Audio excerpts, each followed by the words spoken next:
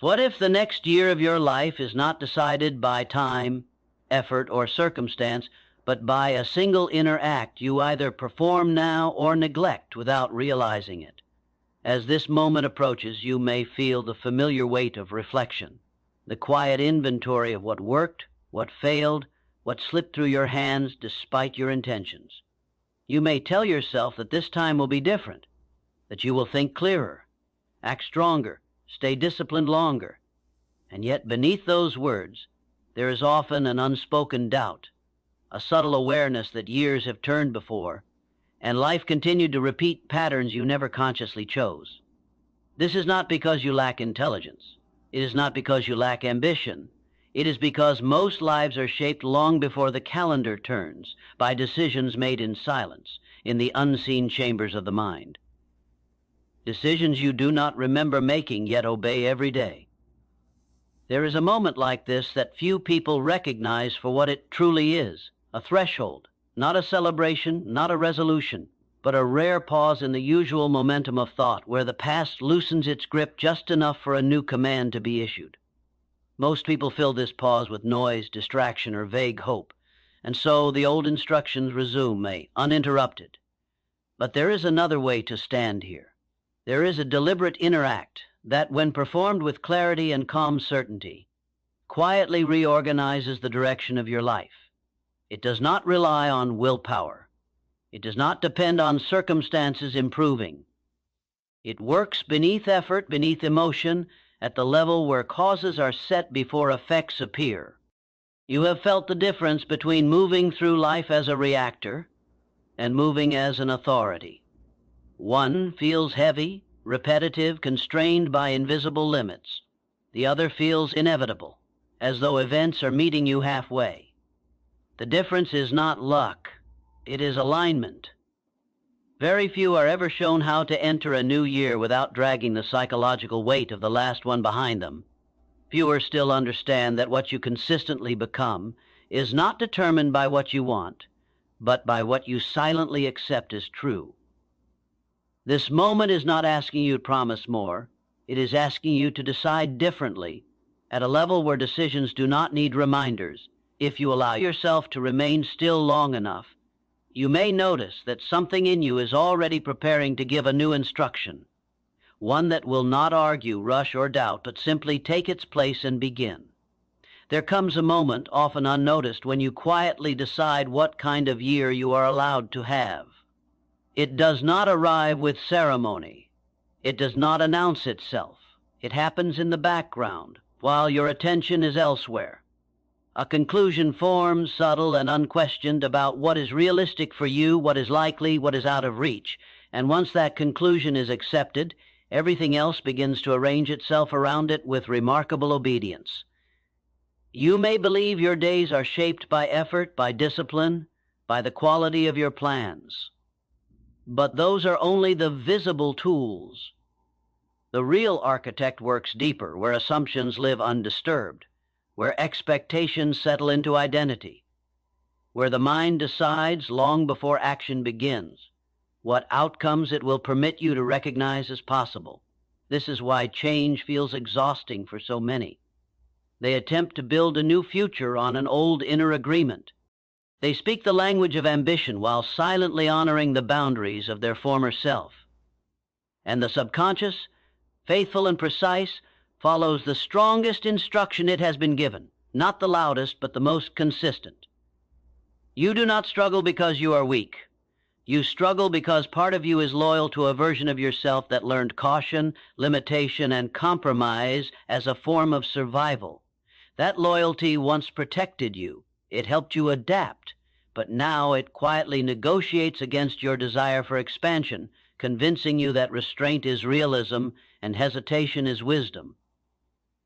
Notice how easily the mind recalls past failures, disappointments, delays, not with drama, but with familiarity.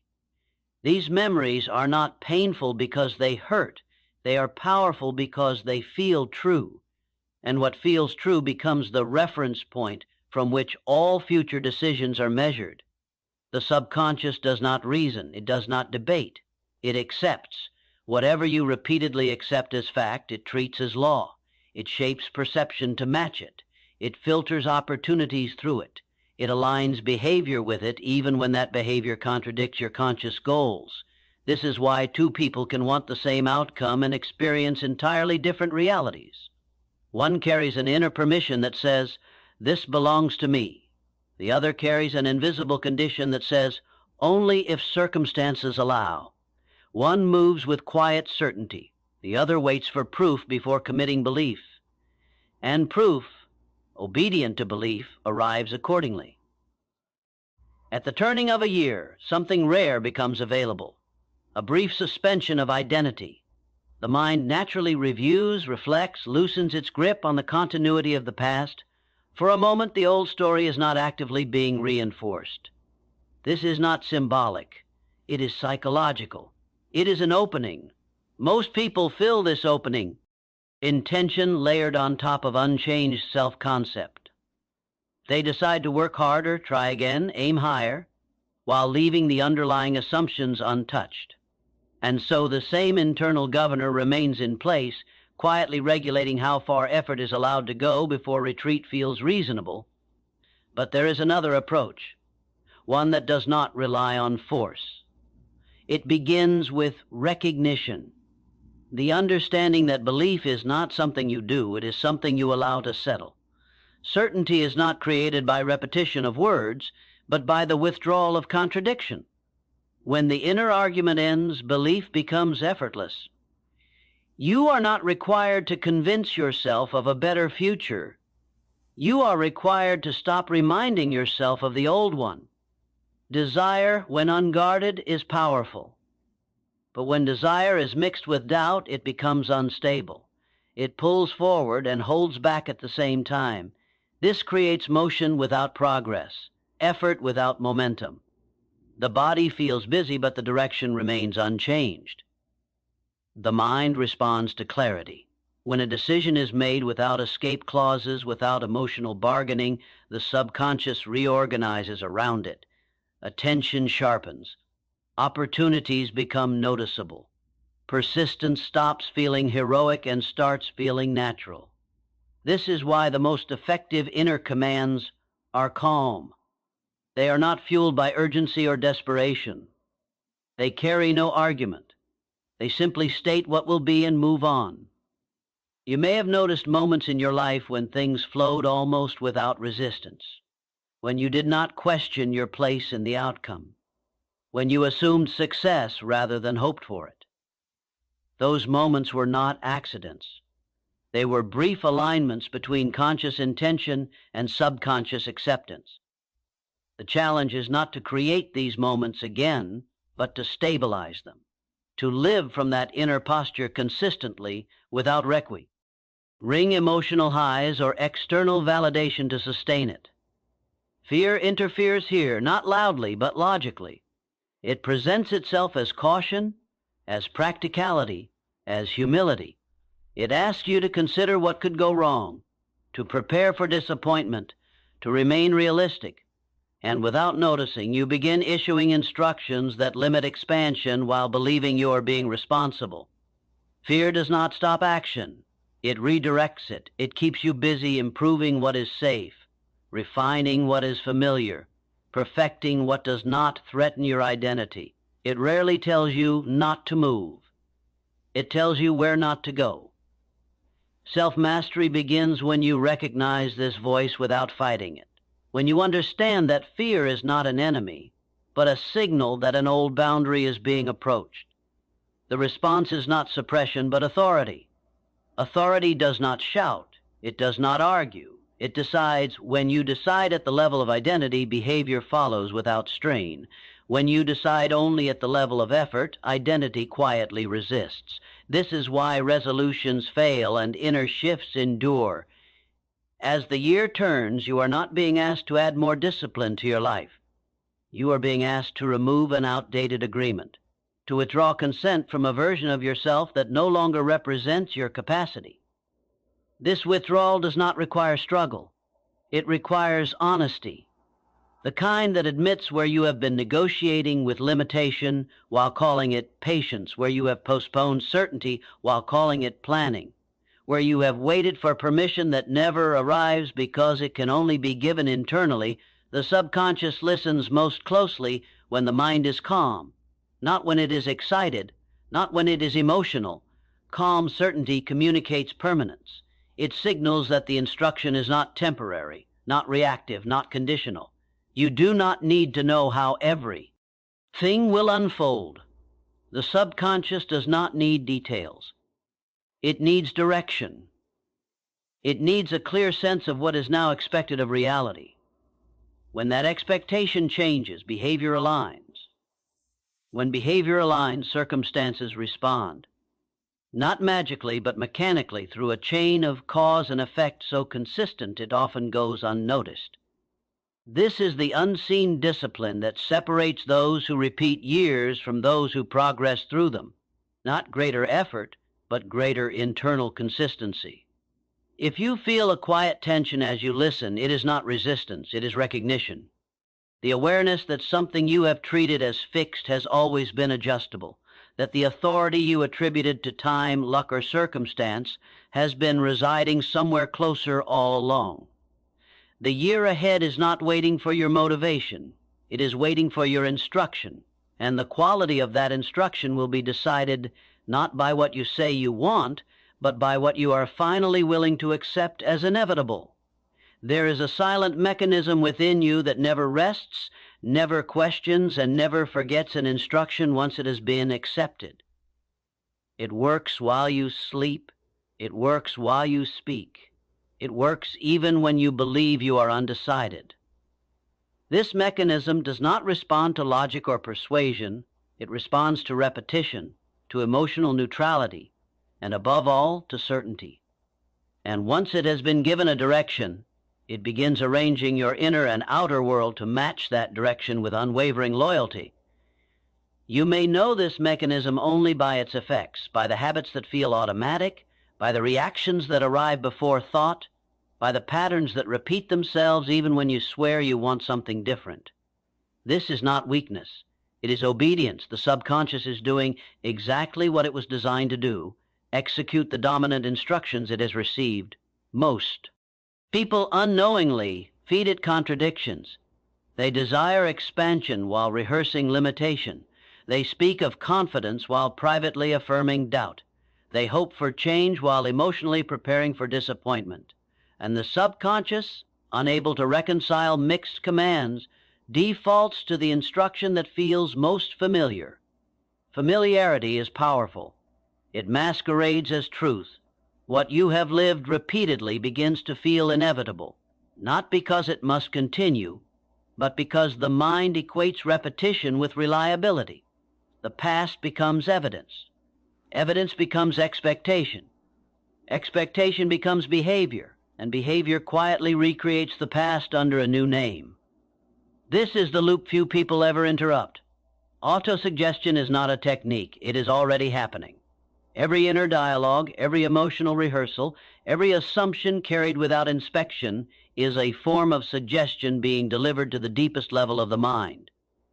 The question is never whether you are influencing yourself. The question is whether you are doing it deliberately or by default. The subconscious accepts what is emotionally charged and repeatedly entertained. It does not distinguish between what you want and what you fear. It does not evaluate truth. It records impressions and organizes your perceptions accordingly. What you dwell on becomes what you expect. What you expect becomes what you notice. And what you notice shapes the reality you believe you are responding to. This is why vague hope produces vague results. Hope without certainty sends no clear instruction. It leaves the subconscious waiting, scanning, hesitating. Certainty, even quiet certainty, closes the gap.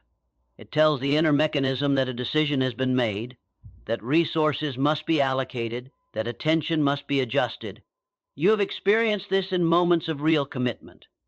Not when you tried something B, when you knew. In those moments, doubt did not disappear, but it lost authority. It no longer guided your behavior.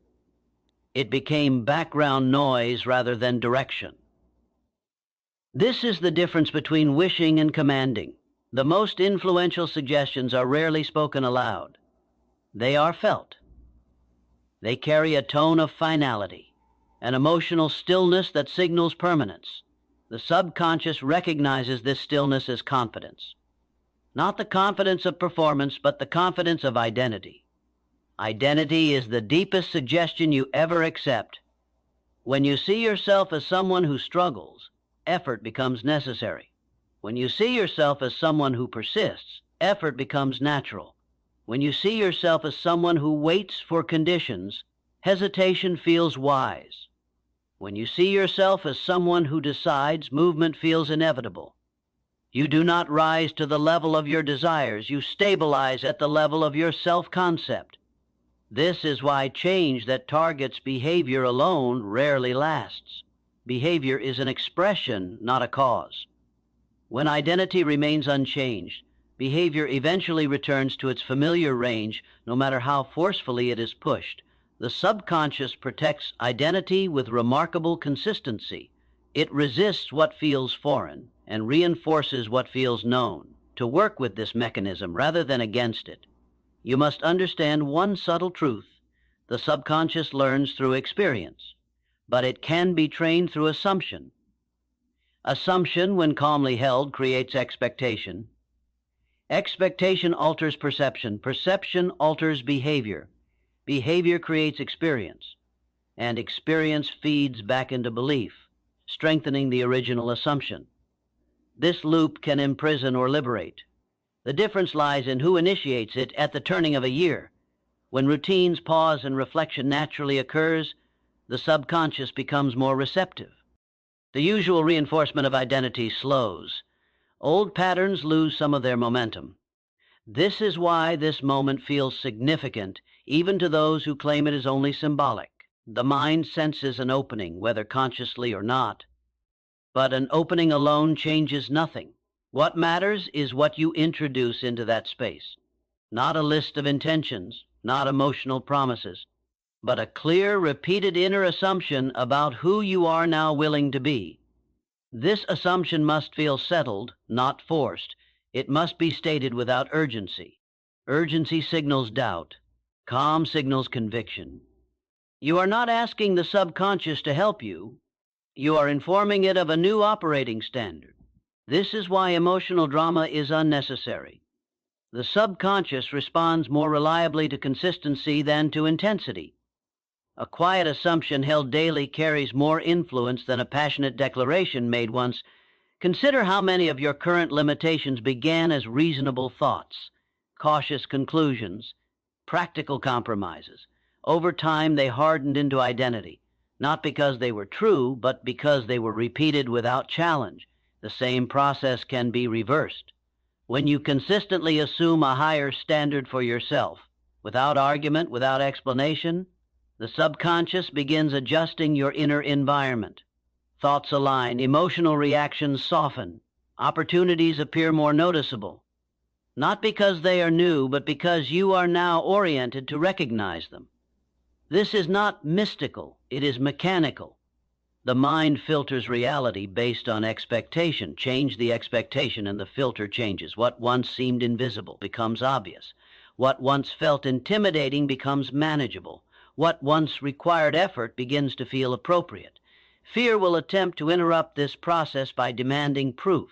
It will ask for guarantees. It will remind you of exceptions, of PAs, T failures, of reasons why certainty might be premature. But proof always follows assumption, never the other way around. Waiting for evidence before believing is a habit that keeps the subconscious anchored to the past. The instruction that creates change does not ask permission. It does not negotiate. It states calmly and without apology what is now expected to unfold. When this instruction is repeated internally, not as affirmation but as assumption, the subconscious reorganizes priorities. Energy follows focus. Focus follows identity. This is the unseen preparation that precedes visible change, the quiet alignment that occurs before results make themselves known. If you listen closely, you may realize that you have already been giving instructions to this inner mechanism for years. You have simply been doing it unconsciously, and it has been listening faithfully without judgment. The realization that you can now speak deliberately to this part of yourself is not empowering in a dramatic way. It is sobering. It returns responsibility to where it has always belonged. What you consistently assume about yourself will not remain an idea. It will become a pattern. And that pattern, once set in motion, will continue until a stronger assumption replaces it. The year ahead will respond not to your hopes, but to your expectations. And expectations are born in the quiet moments when you decide, without emotion and without debate, who you are now willing to be. There is a moment when desire becomes dangerous, not because it is too strong, but because it is divided. You feel this division as restlessness, as the sense that you want more, yet hesitate to fully claim it. Desire pulls you forward, while an unseen restraint holds you in place.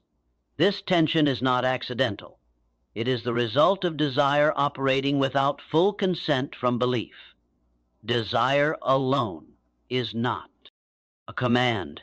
It is a signal. It announces direction, but it does not authorize movement.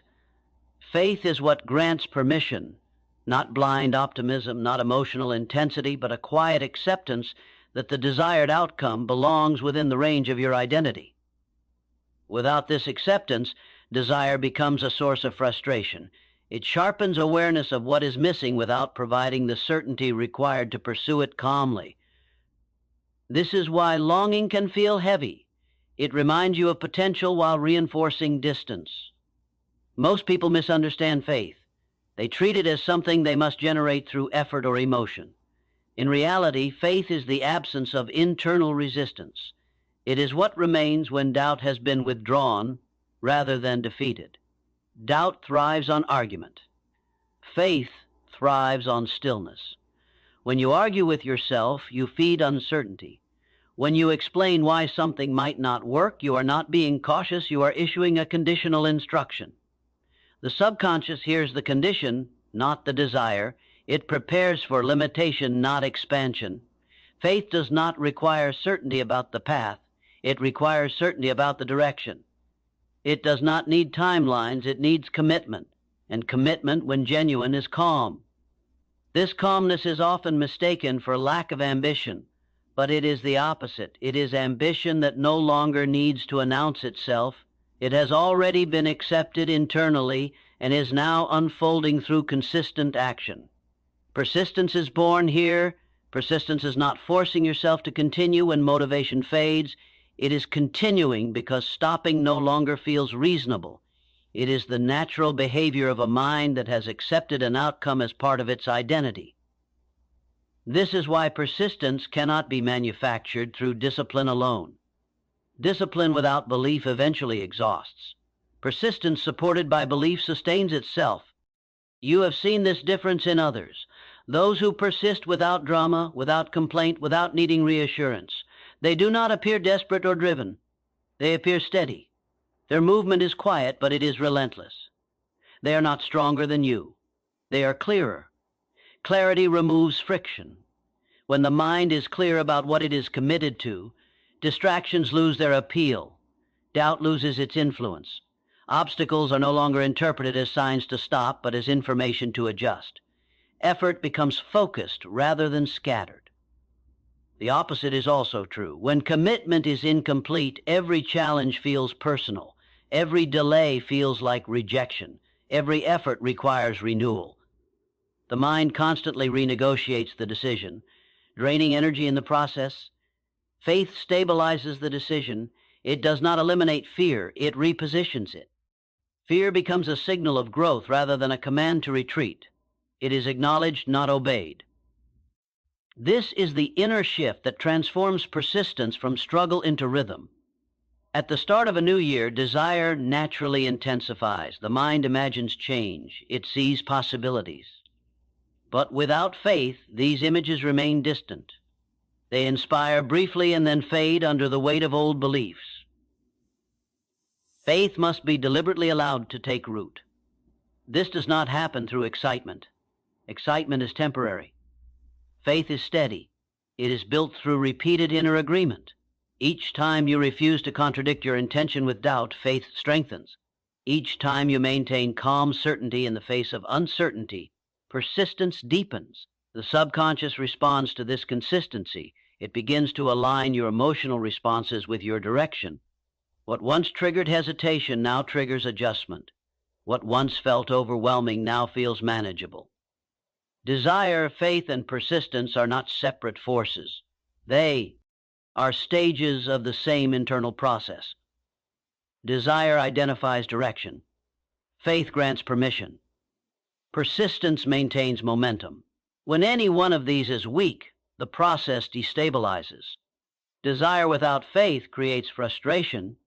Faith without persistence creates passivity. Persistence without desire creates burnout. But when all three are aligned, progress becomes inevitable.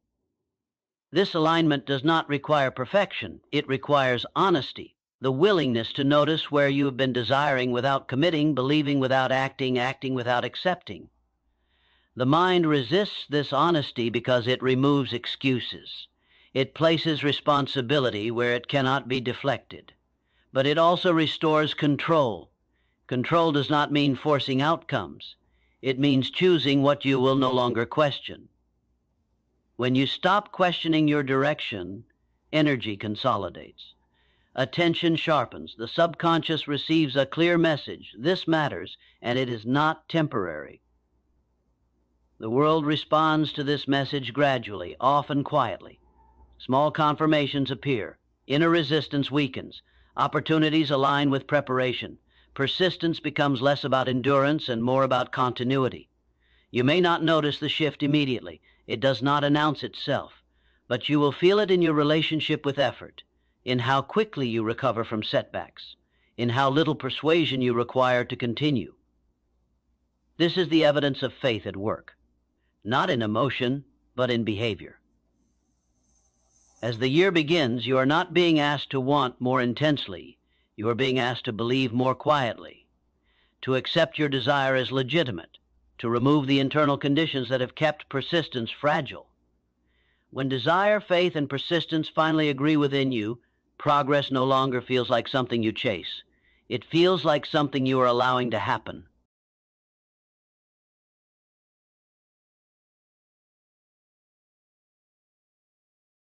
There is an invisible resistance that never announces itself as opposition. It speaks in reasonable tones. It uses familiar language. It presents itself as caution, as experience, as self-knowledge. And because it feels rational, it is rarely challenged. This resistance is not your enemy, yet it has quietly negotiated the limits of your life for years. Fear rarely says stop. It says wait. It asks for more certainty, more preparation, more reassurance. It encourages you to refine rather than advance, to plan rather than decide. It convinces you that delay is maturity and restraint is intelligence. And while you wait, the subconscious records another instruction. Now is not the time. Doubt operates differently. Doubt questions your authority. It does not attack the goal. It questions your right to pursue it. It reminds you of inconsistency, of past hesitation, of moments when confidence faltered. It reframes ambition as arrogance and certainty as risk. Together, fear and doubt create self-sabotage without drama. Self-sabotage is not destructive behavior. It is protective behavior operating on outdated information. It exists to preserve identity, not to destroy potential.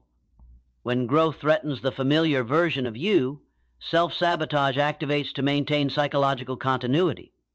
This is why progress often stalls just as momentum begins to build. Not because you are incapable, but because a deeper part of you is attempting to remain recognizable to itself. The mind prefers familiar discomfort to unfamiliar expansion. This preference shapes choices subtly. You may begin strong, focused, aligned, then something small interrupts, a delay, a critique, an unexpected challenge. The interruption is not the problem. The meaning assigned to it is. Fear interprets interruption as evidence. Doubt translates it into narrative. Self-sabotage then acts to confirm that narrative through hesitation, distraction, or withdrawal. This process feels natural, logical, even wise, and that is what makes it powerful. To interrupt it, You must recognize that fear is not forecasting the future. It is referencing the past. It projects forward using old data, assuming continuity. It does not account for growth, learning, or decision. It assumes you will remain who you have been. Authority begins when you stop allowing fear to speak as prophecy. This does not mean ignoring fear. Ignoring it increases its volume.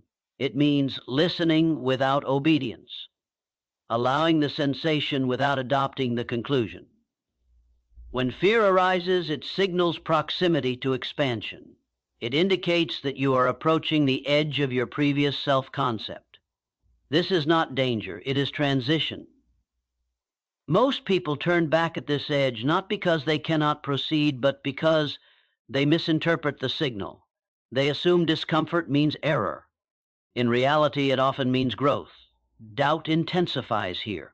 It demands reassurance. It asks for proof that this time will be different. But proof does not exist yet, because you are in the phase where cause is being established. If you require evidence before continuing, you guarantee repetition. Self-mastery involves recognizing when the mind is attempting to renegotiate a decision that has already been made. This renegotiation drains energy. It reopens questions that were settled. It turns persistence into struggle. The solution is not to argue more convincingly. It is to withdraw permission for debate.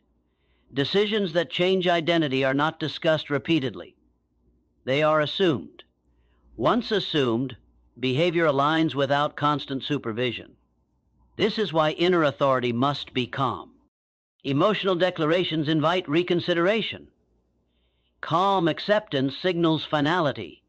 When fear realizes it cannot alter direction, it loses urgency. It may remain present, but it no longer controls movement. Doubt may whisper, but it no longer dictates pace. Self-sabotage dissolves not through confrontation, but through irrelevance. As the year begins, you will encounter moments where old patterns attempt to reassert themselves, familiar distractions, old narratives, subtle invitations to postpone certainty. These moments are not tests, they are echoes. They carry no authority unless you grant it. The difference between those who repeat years and those who transform is not the absence of fear, but the presence of decision. A decision that is no longer negotiable.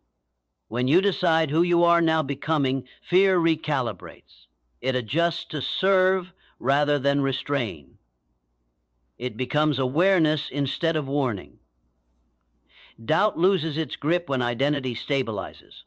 It has nothing to attach to when direction is clear.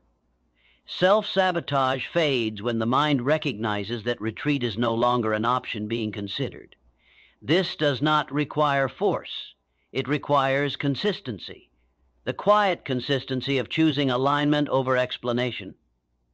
You do not need to defeat your old self. You need to outgrow it. Growth is not loud. It is decisive. As you move forward, notice where hesitation arises. Not to judge it, but to recognize the moment when an old boundary presents itself.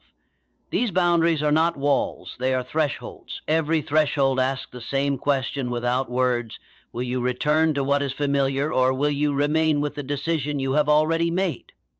The answer you give, repeatedly and calmly, will determine whether fear continues to negotiate your limits or whether it finally steps aside. And in that quiet shift, self-sabotage loses its function because the mind no longer needs to protect a version of you that you have already released. There is a discipline that operates beneath habit, beneath routine, beneath conscious effort.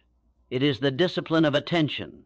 Where your attention rests consistently, your life organizes itself, not dramatically, not immediately, but inevitably. Attention is not passive observation, it is selection. It determines what is reinforced, what is ignored, and what gradually becomes normal. Most people believe they lack discipline because they struggle with behavior. In truth, they struggle with focus. Their attention is scattered across contradictions. They rehearse possibility while feeding doubt. They contemplate growth while revisiting limitation. And the subconscious, receiving mixed signals, builds nothing stable. Attention is the bridge between identity and outcome. What you return to mentally again and again becomes familiar. What becomes familiar feels safe. What feels safe is repeated. This is how inner focus becomes external reality without effort or intention. Mental discipline does not mean forcing positive thoughts. Forced thoughts carry tension. Tension signals uncertainty. The subconscious responds more readily to what feels natural than to what feels imposed. True discipline is quieter. It is the ability to notice where the mind goes when it is not supervised, to observe which assumptions surface automatically, to recognize the inner narratives that repeat themselves without invitation. These narratives shape perception. Perception shapes reaction. Reaction reinforces identity. The loop continues until attention is redirected. Redirecting attention does not require suppression. Suppression creates resistance. Resistance strengthens what you are trying to avoid. Instead, redirection involves choosing calmly and repeatedly what deserves your focus. This choice is subtle. It happens in moments that feel insignificant. A thought arises, an old doubt, a familiar fear. You can follow it, elaborate it, justify it, or you can let it pass without engagement. What you do not engage, you do not reinforce. This is the discipline that changes inner climate. Over time, the mind learns what you take seriously. It learns which thoughts receive energy and which are ignored. Gradually, the ignored ones weaken. They lose emotional charge. They stop appearing with the same urgency.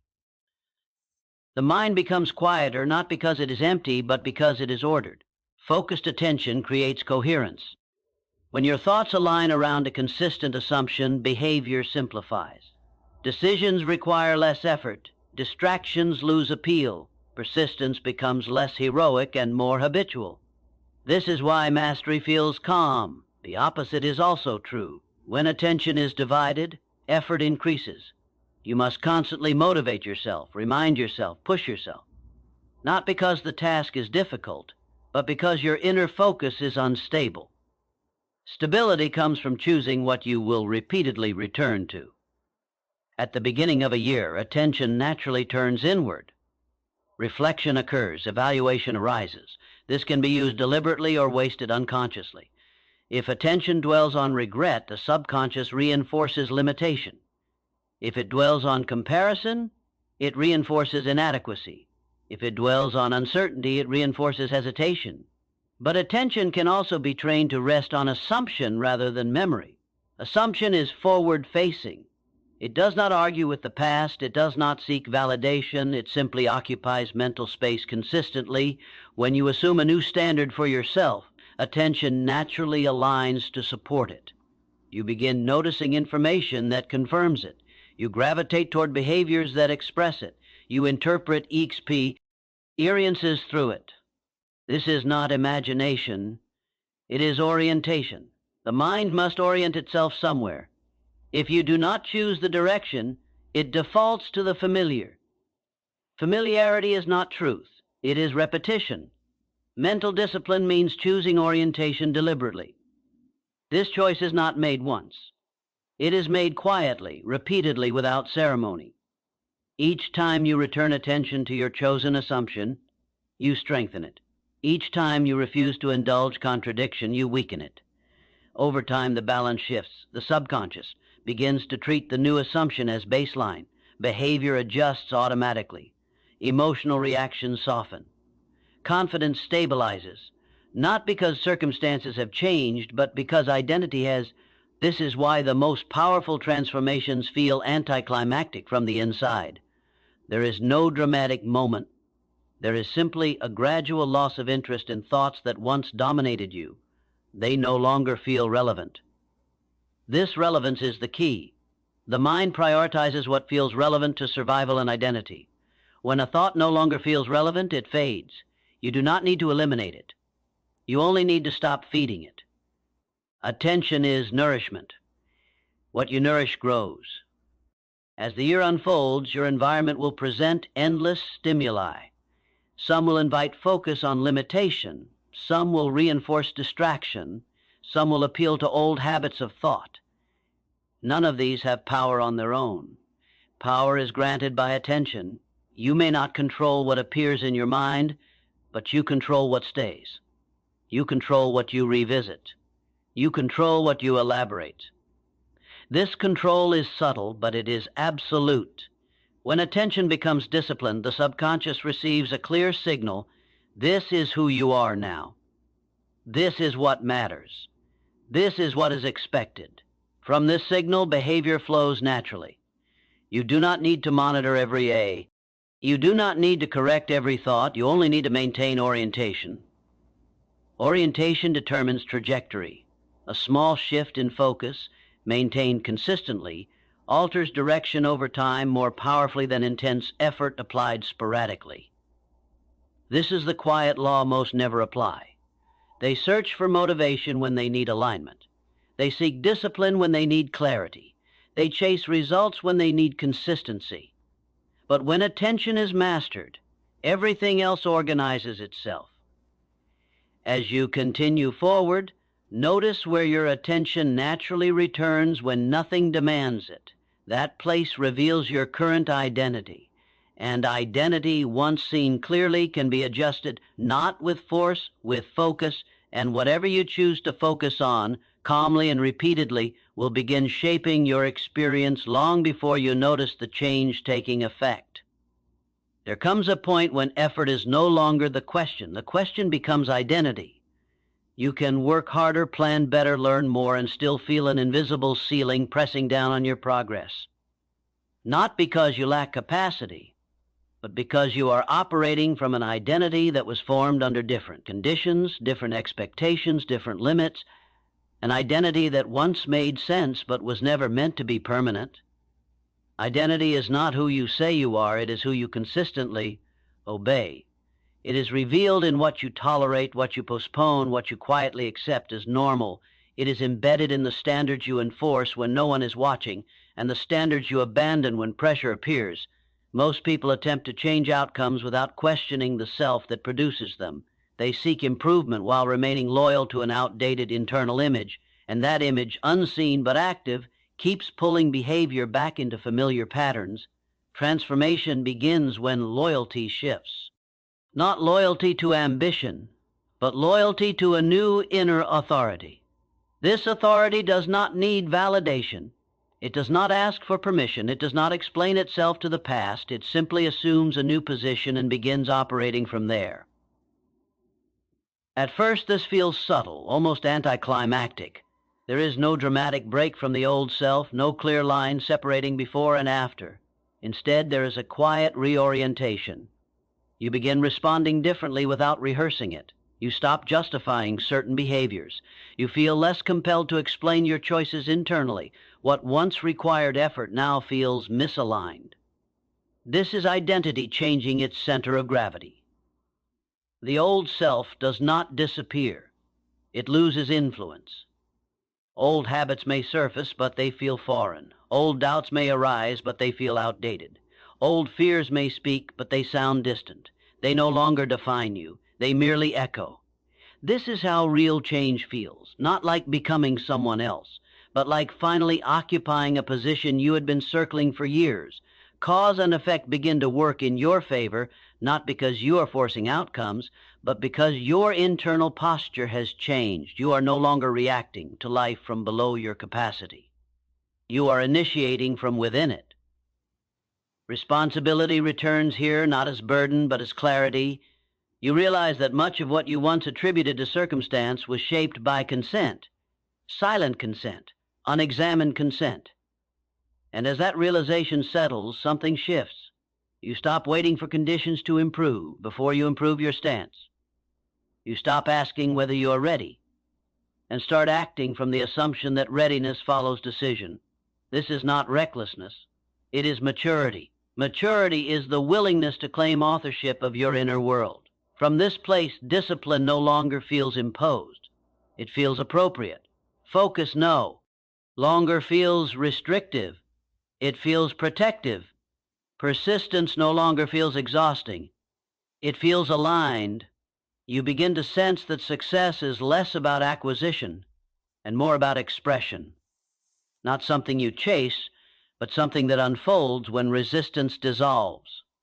The unseen laws you once felt at the mercy of now feel responsive, not because they change, but because you finally understand how they operate. You are no longer asking life what it will give you. You are informing it of what you will consistently embody. This embodiment does not require perfection. It requires coherence, the quiet agreement between what you expect, what you focus on, and how you move. When this agreement is present, progress accelerates without strain. When it is absent, effort multiplies without return. As this year unfolds, you will notice moments where the old identity attempts to reassert itself, moments where it feels easier to retreat into familiarity. These moments are not failures. They are confirmations that a shift has occurred. The old self only protests when it is being replaced. You do not need to fight these moments. You only need to remain where you are, in the decision already made, in the identity already assumed. Stability comes not from constant affirmation, but from non-negotiation. You have crossed enough thresholds to know the difference between hesitation and alignment, between effort and resistance, between wanting change and being positioned for it. What remains now is not learning, but inhabiting the standard you have chosen, inhabiting the authority you have reclaimed, inhabiting the identity that no longer asks whether it is allowed. This is not a future version of you. This is you, finally standing where your life has been quietly leading all along. There is a quiet moment that arrives after decision has settled, after identity has shifted, after effort has softened into alignment. It is not dramatic. It does not feel victorious. It feels still. In this stillness, something becomes clear without being explained. You realize that you are no longer trying to change your life. You are simply living from a different center, a center that does not ask for permission from the past and does not bargain with the future. This is where mastery begins. Not mastery over circumstances, but mastery over response, over interpretation, over the inner posture from which every action now emerges. From here, cause and effect no longer feel mysterious. You see the connection between what you assume and what unfolds, between what you tolerate internally and what repeats externally. Nothing feels rushed here. Urgency dissolves because direction is secure. You move without needing reassurance. You act without rehearsing outcomes. You trust not because you are hopeful, but because you are positioned in certainty. This certainty is not loud. It does not need reinforcement. It does not argue with doubt or react to fear. It simply remains. And because it remains, everything else reorganizes around it. You notice how little energy is wasted now, how fewer thoughts compete for attention, how decisions arrive fully formed, without inner debate. What once felt complex feels obvious. What once felt heavy feels unnecessary. This is not detachment from desire, it is intimacy with purpose. From this place, persistence is no longer something you summon. It is something you express. You continue not because you must, but because stopping would feel inconsistent with who you now are. The invisible laws you once struggled against now work with precision, not out of favor, but out of alignment. They respond to the clarity you embody, the consistency you maintain, the authority you no longer question. You understand now that belief was never about convincing yourself of possibility. It was about withdrawing loyalty from limitation, about no longer feeding narratives that required you to remain smaller than your capacity. Responsibility feels different here. It no longer feels like weight. It feels like ownership. You are not burdened by authorship of your life. You are steadied by it. As the days unfold, you may still encounter uncertainty. You may still feel moments of hesitation, but they pass through you without taking hold. They are no longer instructions. They are weather. What endures is the position you have assumed, a position of inner authority, a position of quiet expectation, a position that does not wait for permission to proceed. Nothing outside you needs to change for this to remain true. Circumstances will adjust in their own time. Results will appear when the causes you have set mature into form. Your task is simpler than you once believed. Remain in the identity you have chosen. Remain in the assumptions you no longer contradict. Remain in the calm certainty that does not explain itself. From here, life does not need to be forced. It responds, and as you move forward from this still point, you do so not as someone hoping for change, but as someone who has already decided who they are, and will no longer live as anything else.